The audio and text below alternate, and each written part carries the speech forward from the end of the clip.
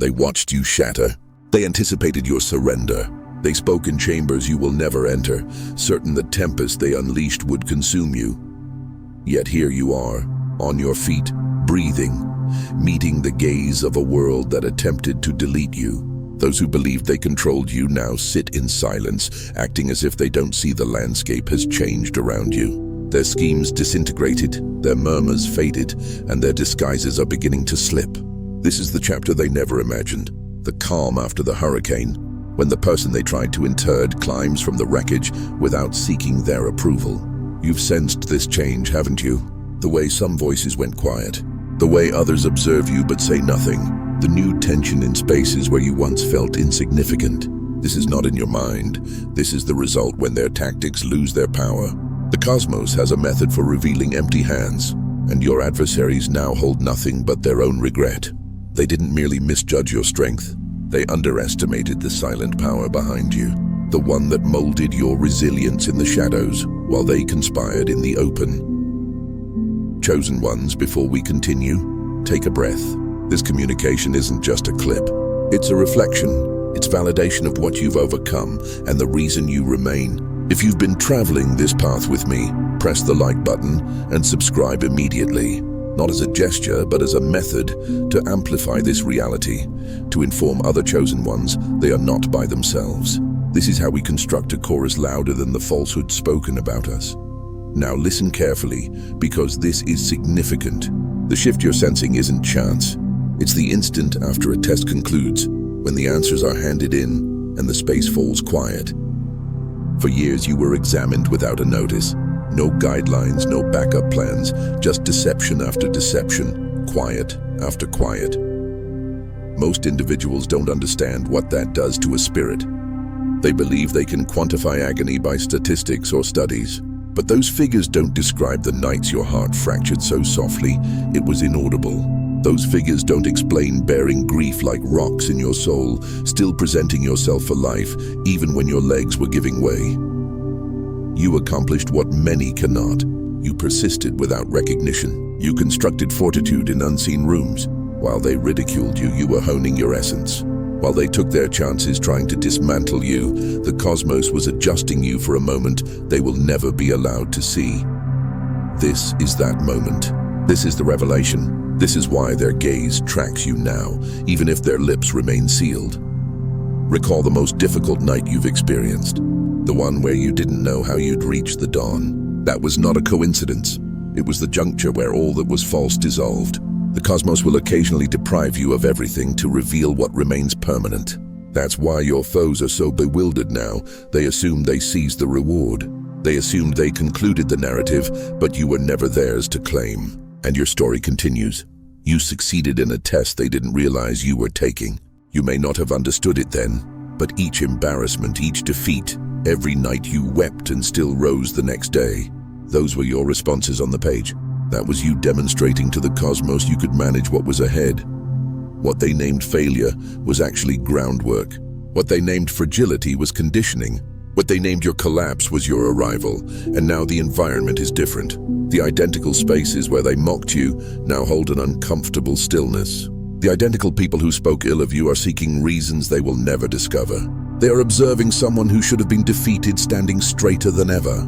They are watching a survivor who doesn't merely endure but appears. That is what you are, a survivor who appears. A chosen one who has crossed the boundary they constructed to halt you. This isn't about sorrow. It's about authority. This isn't about persistence alone. It's about emergence.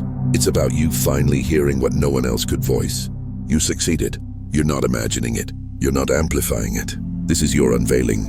This is why you've been sensing that quiet movement beneath you. The cosmos has been rearranging components in silence, and now it's time to reveal everything to you. And listen, chosen one, you've felt every syllable of this because it's your journey. This isn't just another clip you scroll past. This is the instant where all you've weathered starts to find meaning. You've been concealed, misread, questioned, and yet you continued. That's why you're here now, reading this, sensing that quiet tug inside your core. That tug isn't random. It's the sign the cosmos has been waiting to send you. If you've reached this point, you're not just interested. You're prepared to hear what most people will never be told. prepared to see behind the veil of what you've been living. Before we go further, take a second to ground yourself in this moment. Press the like button, subscribe if you haven't, and leave the number 777 in the comments as a method of stating, I am present, I have succeeded, I am prepared. This isn't just a reaction, it's a proclamation.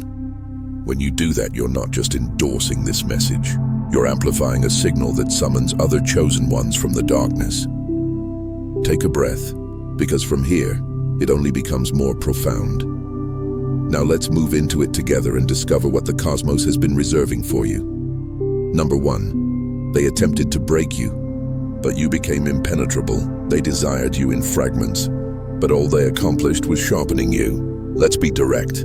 The individuals who conspired against you weren't trying to assess you. They were trying to eliminate you. They wanted your silence eternal, your radiance reduced, your spirit smashed under the mass of their plots. They murmured behind sealed doors, smirked when you weren't watching, and smiled while handing you blades with no grip. And yet look at you, still here, still standing. That's what consumes them. They threw all they had. And you didn't just persist, you appeared. You were tried in manners that most individuals would not withstand.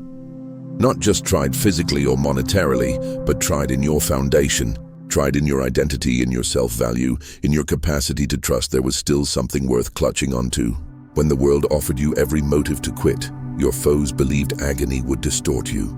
They were certain betrayal would make you resentful. They were confident that if they separated you long enough, you'd collapse under the solitude and become a hollow echo. But they overlooked something vital. Chosen ones are constructed uniquely. Ask yourself this: how many nights did you sit in silence questioning if the suffering would ever cease? How many instances did you look at the ceiling wondering if you were hexed? If perhaps the cosmos had selected you for penalty instead of purpose? That's where most individuals stop. That's where most individuals yield to resentment, cling to escapes, or lose themselves in anger. But you didn't. You kept advancing when nothing was logical. That's the distinction between you and them. They depend on simple roots. You withstood the combat zone. The reality is, your foes will never comprehend the burden of what you bore. They see only the exterior, never the limits you crossed in private. Researchers claim the human form can bear approximately 45 del of physical pain before failure. But how do you quantify treachery? How do you quantify the theft of trust, the robbery of your calm, the quiet shame of being scorned and questioned? There is no measure for that, and yet you endured it. You carried pain that would have demolished whole groups, and still you did not relinquish your spirit. Visualize steel in the forge. It protests, it warps, it glows crimson under the heat. To the inexperienced eye, it appears like ruin. But to the smith, it's metamorphosis. That's what occurred to you. They assumed they were incinerating you, when in fact the cosmos was remolding you into something they can't mark, can't warp, can't twist. They see your tranquility now, and they confuse it for chance. But you and I both understand it wasn't chance. It was survival. It was the daily decision not to let their toxin transform you into them. Here's what is devastating for them. Endurance was never the objective. Anyone can escape the flames. The genuine test was whether you could endure without contamination. And that's where you humiliated your adversaries the most, because you didn't just escape. You escaped without bargaining your soul. You didn't become the serpent that struck you. You didn't sink to their level even when it was alluring. They deceived and you spoke the truth. They betrayed and you stood firm in your honor. They mocked and you stayed quiet, allowing the cosmos to battle for you. Let me ask you, how many individuals do you know who survived their tempest but emerged resentful, harsh, hardened in all the incorrect ways? They lived, yes, but they lost themselves along the way. That's not succeeding, that's failing silently. But you were different. You kept your core whole. You let suffering shape you, not delete you. That's why you stand out now like a beacon in an ocean of debris. That's why their eyes can't avoid you, even when their lips pretend they don't notice you. Succeeding wasn't about approval. It wasn't about trophies or acknowledgement. It was about invisible perseverance, the kind you live when no one sees. You awakened on days when rest felt more secure than existence. You held on to respect when everyone around you wanted you to lose composure. That's what designates you chosen. That's what divides you from the ordinary. The examination was unjust, and it wasn't intended to be just. It was created to strip you of every safety line to see if you'd still ascend without supports. and ascend you did. Every false ally that abandoned you was part of the adjustment. Every betrayal was a kiln. Every silence was a classroom where the cosmos instructed you in strength in its most raw state. While others fail under half your load, you carried 10 times more and still clutched your integrity. That's what frightens your enemies, because now they see the truth. They were never calculating your stamina. They were calculating your purity. And you succeeded with a score they can't reach. You weren't judged against them. You weren't judged against the multitude. You were judged against your own fate. And you demonstrated that you are impenetrable. And here's the paradox. They assumed they were winning when you were weeping. They assumed your separation was their triumph. They assumed your quiet was loss. But every tear was nourishing your power. Every solitary night was evidence you wouldn't compromise. Every ignored plea was the silent indicator that the cosmos was still observing, still documenting, still measuring every step. And now the results are in, and it's not for their benefit.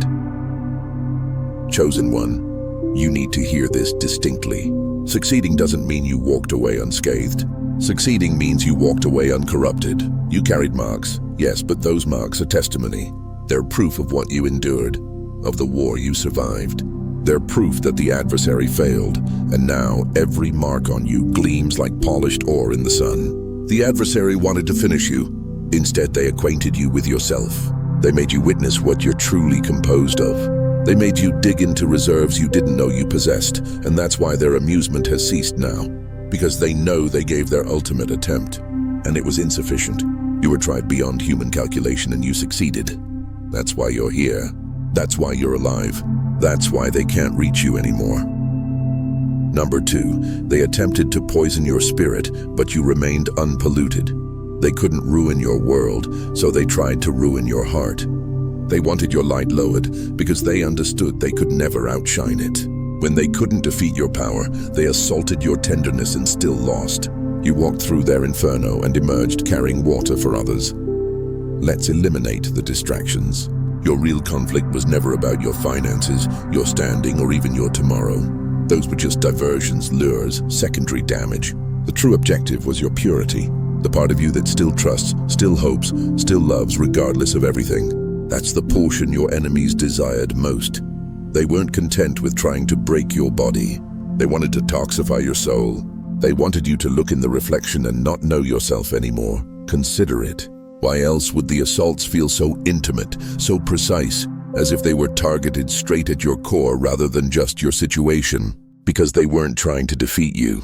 They were trying to alter you. They knew that if they could warp your heart into bitterness, if they could make you cold, distrustful, or vindictive, then they wouldn't just win a skirmish, they would erase the very thing that made you chosen. Envision this. A robber who can't breach a vault stops trying to take the gold.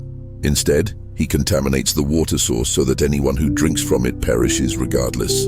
That's precisely what they tried to do with your soul. They couldn't touch the gold inside you, so they tried to poison the well. Every betrayal, every dismissal, every slander was their toxin. Every instance someone lied about your name, they weren't just attacking your reputation. They were trying to inject pessimism into your veins.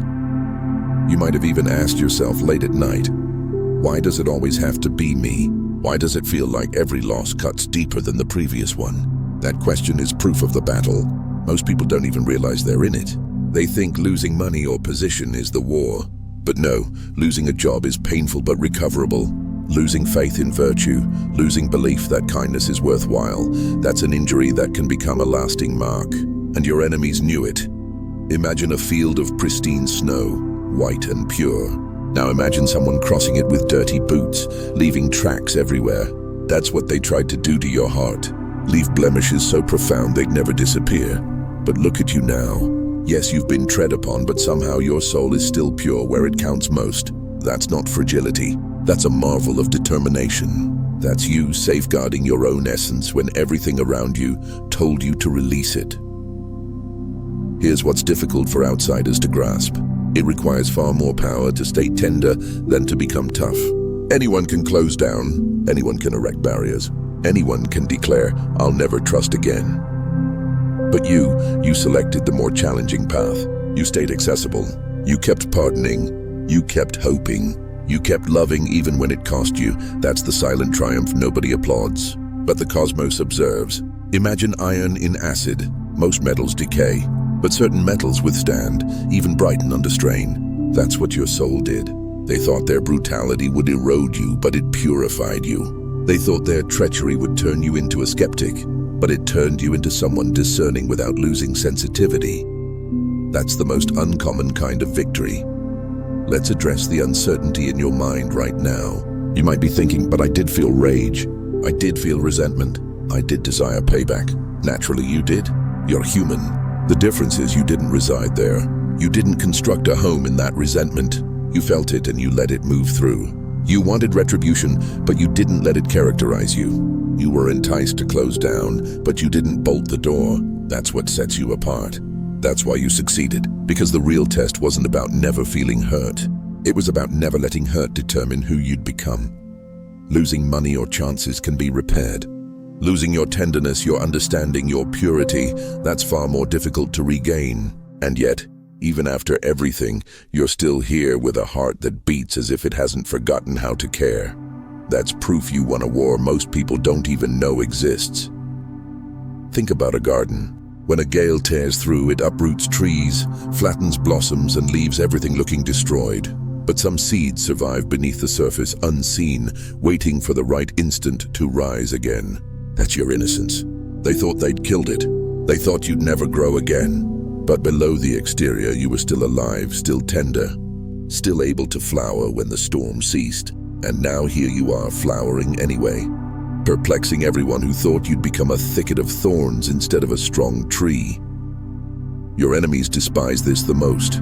They wanted you bitter because bitterness is foreseeable. They wanted you furious because fury is simple to control. They wanted you vengeful because vengeful individuals ruin themselves. But you stayed unpredictable. You stayed tender without being gullible. You stayed wise without being cynical. You stayed loving without being sightless.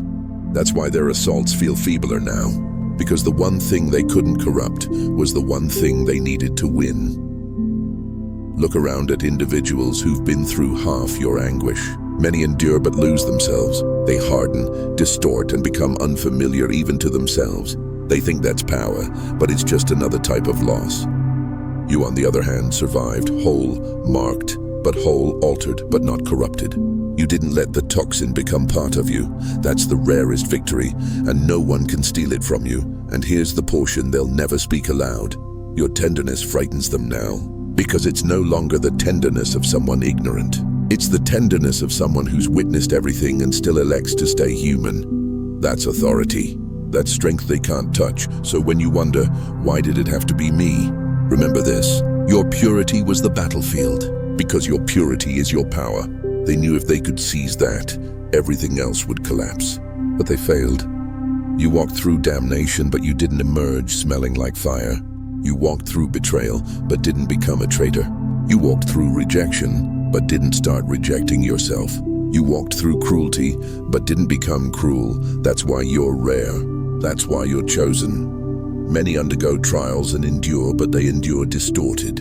You endured complete. You endured with a heart that still beats for goodness in a world that tried to erase it. And that is the victory no one can steal from you. This isn't fragility. This is strength on a level most people will never comprehend.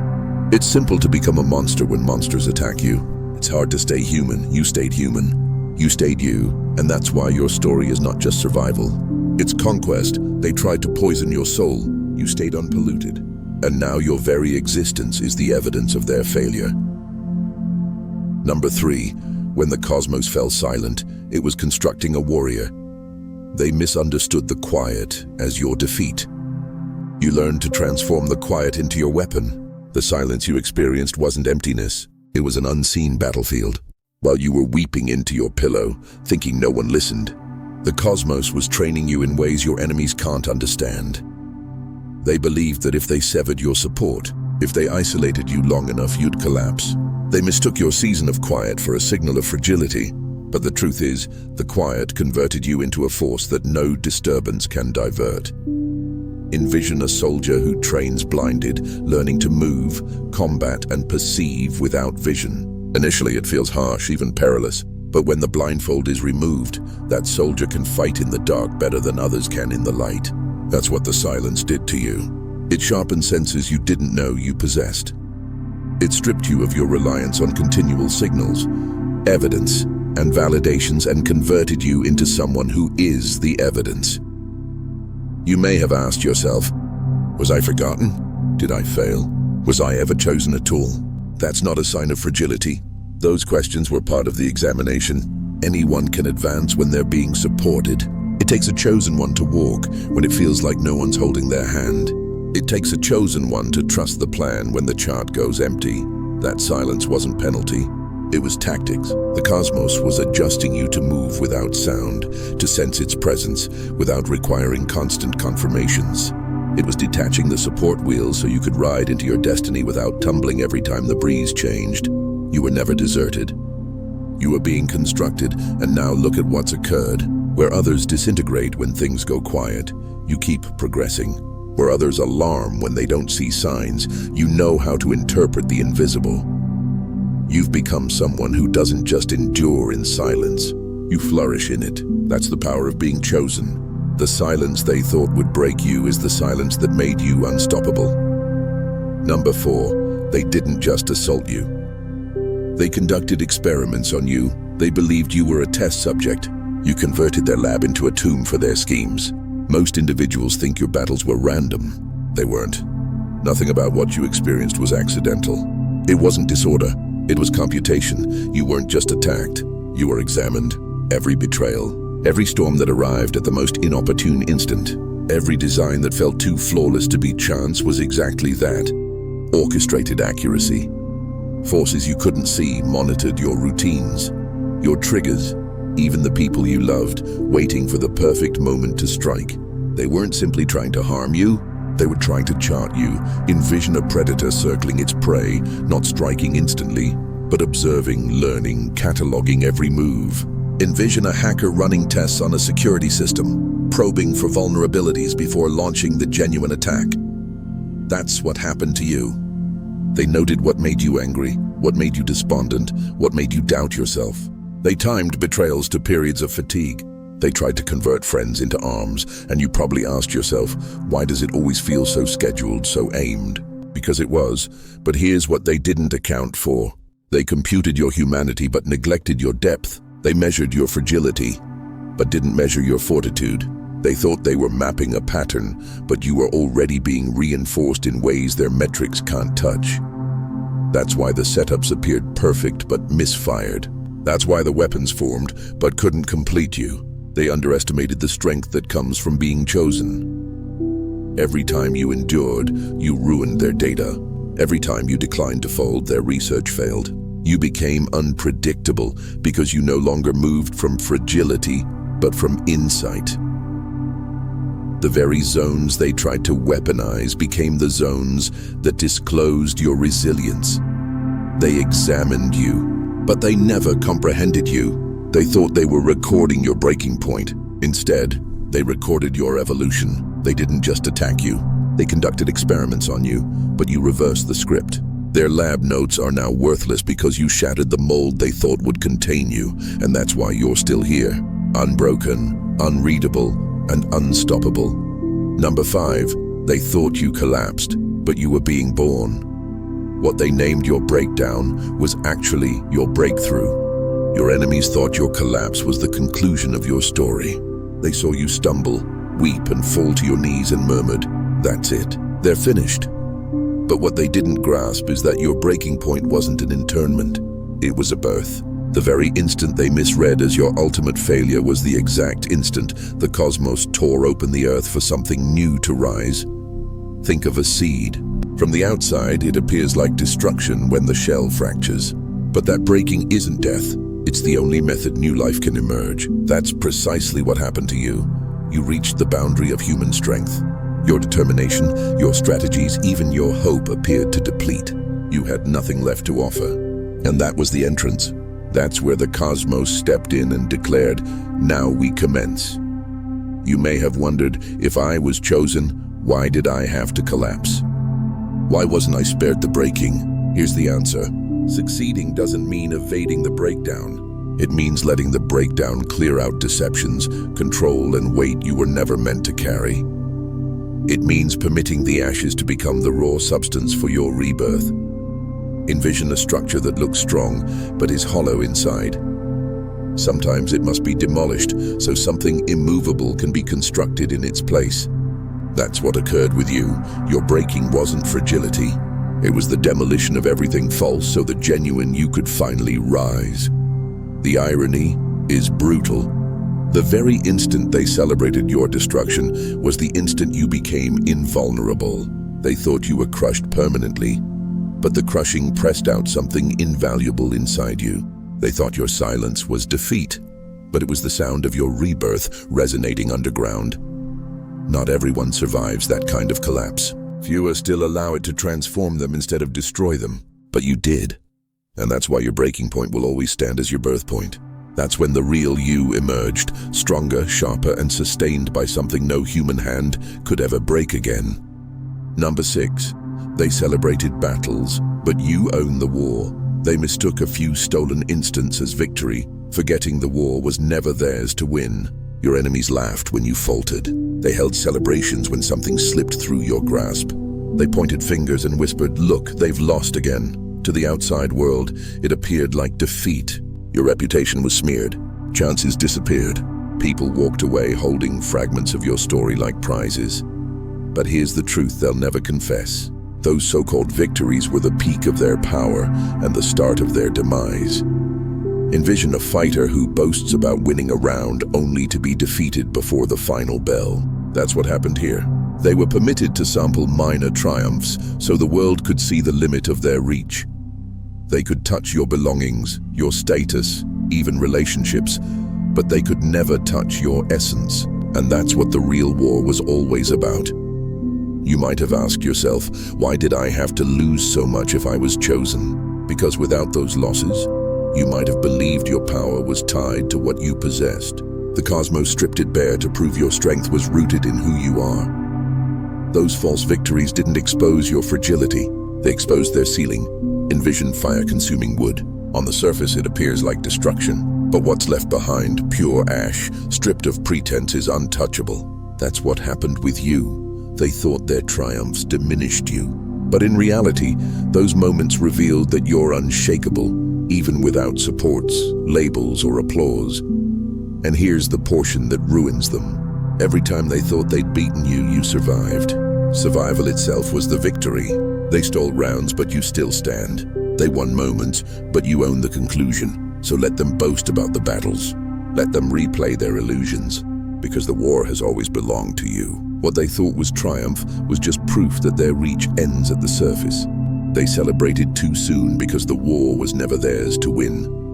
Number 7, they tried to mark you forever, but you walked out untainted. They wanted their damage to reside inside you. Instead, it turned into proof you survived them. Scars and stains aren't the same, and that difference terrifies your enemies. Scars are evidence. I was injured. I bled. I survived. Stains are corruption. I became what hurt me. What they desired wasn't just to cut you. They wanted to leave a residue inside you so profound you'd never see yourself the same way again. They wanted bitterness to set like stone, resentment to harden into your identity, and shame to color everything you'd ever do. But here you stand.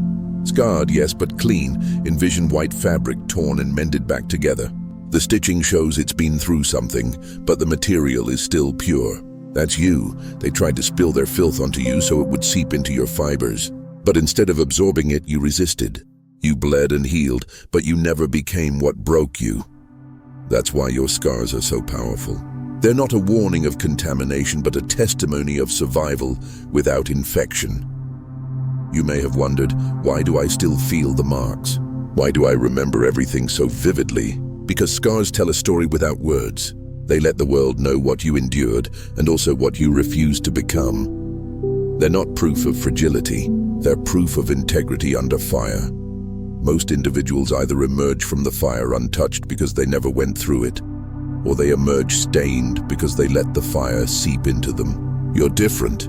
You walked through flames and emerged with scars that shine. The pain didn't erase your light. It carved it deeper, sharper, clearer, and that's what frightens those who tried to break you. Your scars exposed their failure. They meant to stain you permanently. Instead, your scars became your medals, your unshakable authenticity. This is the difference between chosen ones and everyone else. Others emerge twisted. You emerged true. Every scar on you declares that you were tested, but you were never defiled. Number 8. They sat in judgment and exposed themselves instead. The trap they built for you became the stage of their own downfall. They thought they were the examiners. They thought they held the clipboard, the pen, and the final grade over your life. Every trap, every betrayal, every whispered lie they designed was supposed to reveal your weakness and discredit your worth. But the moment they chose to test you, they stepped into the test themselves, and they failed. What they built to break you became the very evidence that revealed them. Envision a hunter setting a snare in the woods only to walk into it himself. Envision an employer rigging an evaluation to fire an employee only to expose his own corruption in the process. That's what happened here. They were so busy measuring your endurance that they forgot the cosmos was measuring theirs. Every move they made, every scheme they plotted, every cruel word they spoke was recorded not as proof of your fragility, but as undeniable evidence of their character. You may have asked yourself, why did I have to go through this? Why wasn't it stopped sooner? Because endurance is louder than defense. Your survival became your vindication, while their behavior became their own indictment. By trying to crush you, they revealed who they really are. Envious, deceptive, and willing to destroy another soul just to feel powerful. Here's the irony that cuts them deepest. What they intended as proof of your unworthiness became a mirror reflecting their own ugliness. The trap they set became the place where they tripped. Their schemes turned into a public record of their motives. The very stage where they hoped to shame you became the arena where their own cruelty was broadcast. That's why you can walk away with peace. Now, the victory isn't just that you survived. It's that their intentions are now written in plain sight. Your endurance testified louder than any words you could have spoken.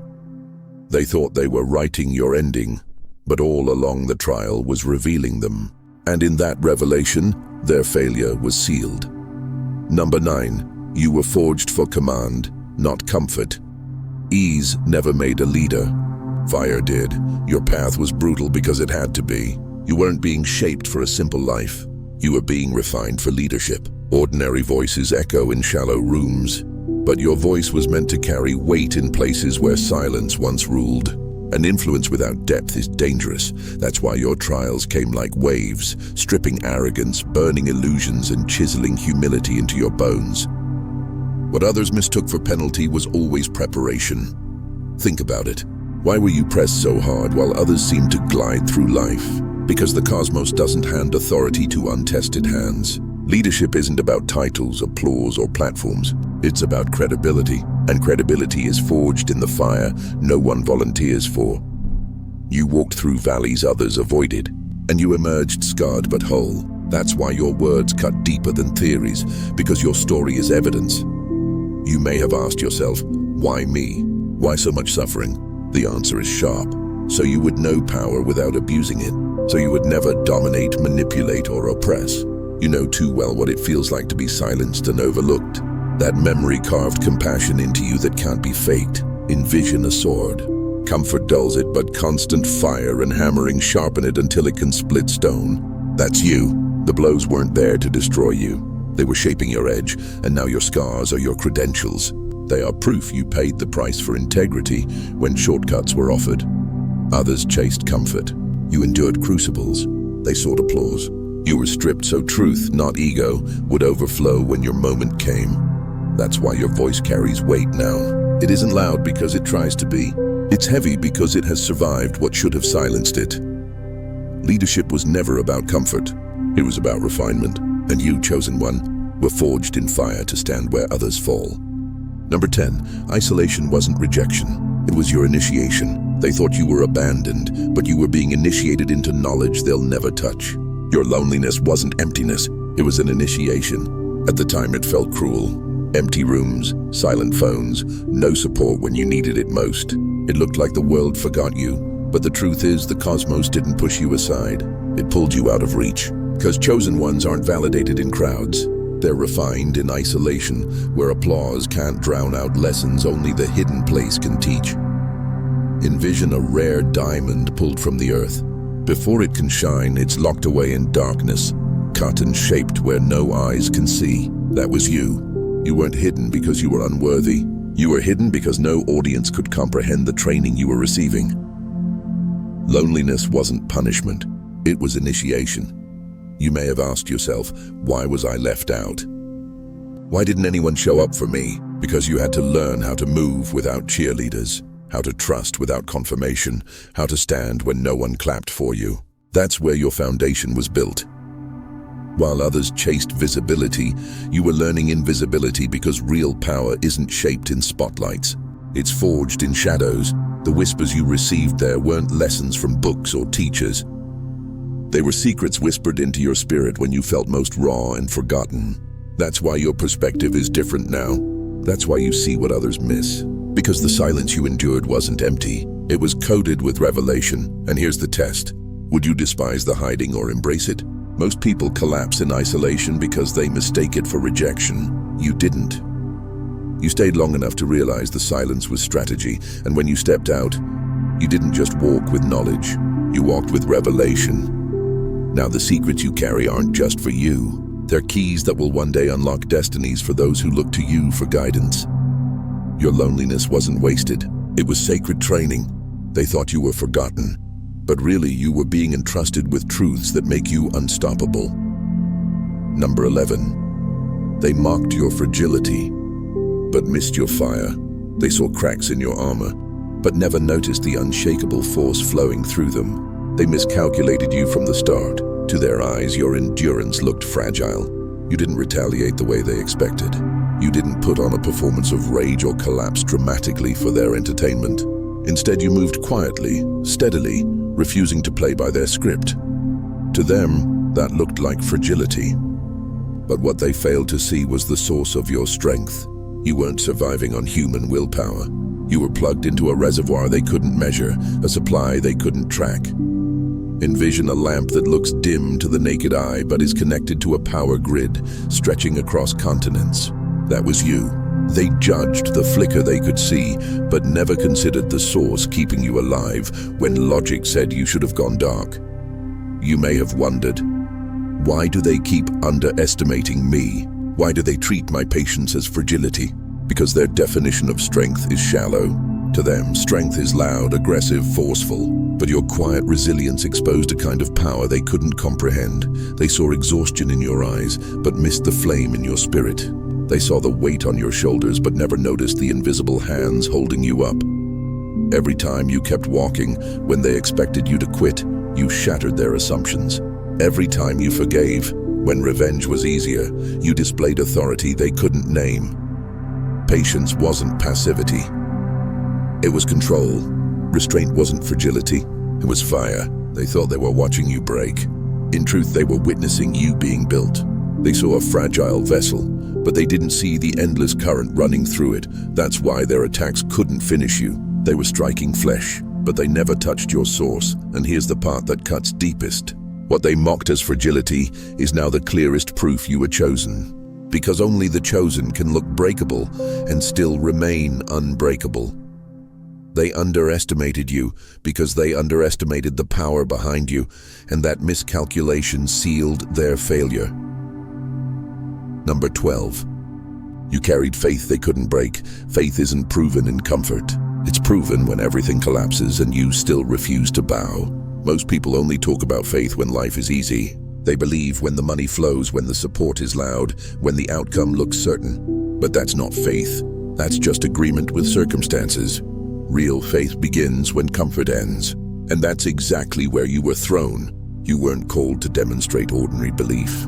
You were called to walk out unbreakable faith, the kind that refuses to die, even when every sign says you're finished. Envision standing on a bridge that vanishes with every step. Yet you keep walking because something in you knows the ground will appear beneath your feet. That was your journey. You believed when believing looked foolish. You trusted long after trust stopped making sense. You held on in silence so heavy it felt like abandonment. That's not blind optimism. That's radical trust, and it made you stand out as chosen. You may have asked, why did my faith have to be tested so hard? Why me? Because weak faith can't carry weight. You were being prepared to show a dimension of trust most people never reach. Your tears, your shaking knees, your whispered prayers in the dark. Those moments weren't signs of failure. They were proof you were still standing when logic demanded you fall. And here's the paradox that destroys the enemy. Your refusal to quit became undeniable evidence. Every step forward in the dark was a declaration that faith doesn't need proof, it needs persistence. Every unanswered prayer became testimony that your trust wasn't in outcomes. It was in covenant. This is why your story is different. You didn't just talk about faith. You embodied it until it became unshakable. You proved that faith isn't glamorous. Sometimes it's messy, sometimes it's raw, sometimes it's clinging to hope with nothing left but a whisper. But still you stood. What others called irrational, the cosmos recognized as unbreakable. And that's why you passed. Because only the chosen can show the world that faith doesn't collapse under fire. It grows stronger in it. Number 13, the final question was love, and you answered with your heart. The real danger of suffering isn't the pain itself. It's letting that pain turn you into what hurt you. The storms, the betrayals, the humiliations. Yes, they tested your endurance. Yes, they pushed your strength to the edge. But that was never the deepest exam. The real test was simpler and far heavier. After everything, would you still love? That question separates the chosen from the broken. Anyone can come out of a storm tougher. Few come out softer without losing themselves. Imagine iron placed in fire. Most metals harden and become brittle under heat. But gold stays pure. That's what you are. Pain tried to harden you. Betrayal tried to poison you. Loss tried to calcify your tenderness into stone. And yet you refused. That refusal is your miracle. You didn't let cruelty erase your compassion. You didn't let abandonment strip away your care for others. You didn't let rejection stain you with bitterness. That is rare. And that is why you passed. You may have asked, why is love the ultimate test? Because strength without love becomes tyranny. Wisdom without love becomes arrogance. Survival without love becomes emptiness. Most people collapse here. They survive the fire but lose their humanity in the process. They come out bitter, cynical, and quick to wound others the way they were wounded. But you chose differently. Every time you forgave, when revenge seemed easier, you displayed power most can't fathom. Every time you kept your heart soft when it was safer to go cold, you revealed the essence of being chosen. Love after pain isn't fragility. It's the highest form of strength. Your enemies thought the cruelty they poured into you would replicate itself through you. Instead, it stopped with you. The darkness couldn't reshape you. You broke the cycle. And that is what heaven celebrates. Not just that you survived, but that you survived with your humanity intact. The greatest miracle isn't endurance alone. It's the fact that even after everything, love still lives inside you. That's proof you are chosen. Because only the chosen can walk through hell, refuse to mirror it, and come out still capable of loving. Number 14, you stopped seeking answers. You became one. They thought you'd leave broken, but you walked out as living proof that survival can become revelation. You didn't just pass the test, you became the answer to it. Others survived trials and come away with scars. You endured trials and came away transformed into living evidence that endurance, resilience, and faith aren't theories. They're flesh and blood. You are no longer just someone telling a story. You are the story. And that reality unsettles those who thought you'd never rise again. Imagine walking into a room carrying no script, no speech, no defense. And yet your very presence speaks louder than anything you could say. That's you now. You don't have to convince anyone you've been through fire. People feel it when they meet you. They see in your scars what textbooks can't explain. Yes, the fire is real. Yes, it burns. But no, it cannot consume me. That alone makes you the answer to someone else's silent question. Can a person really live through this much pain and not lose themselves? Your life itself replies, yes. You may have wondered, why did I have to carry so much? because the proof the world needed couldn't come from words alone. People drowning in despair don't need lectures. They need a breathing, walking example that survival is possible. And that's exactly what you became. Every lonely night, every betrayal, every silence you endured, all of it sculpted you into more than a survivor. You are evidence that the impossible can be endured, that love can outlast cruelty, that faith can stand when logic collapses. That's why your story now carries weight. Not because of eloquence, but because of authenticity carved through suffering. They thought your scars would silence you. Instead, they became your credentials. They thought your breaking would erase you. Instead, it revealed your authority. You didn't just pass quietly. You emerged as a testimony that others now cling to. And this is the shift. You're not merely living through trials anymore. You're embodying victory. You are walking revelation. You are the proof that chosen ones don't just survive. They conquer, they shine, and they terrify the darkness because they carry undeniable truth in their very being. And now, chosen ones, you see it clearly. Every scar, every silence, every loss was never wasted. You didn't just survive the test, you became the living answer. Proof that nothing can break what the cosmos has refined. This is your reminder. You passed, and your very life declares it. If this message resonated with your soul, press the like button, subscribe for more, and leave the number 77 in the comments to claim your victory. Share this with someone who needs to know they too can rise. Together, we strengthen this voice of truth.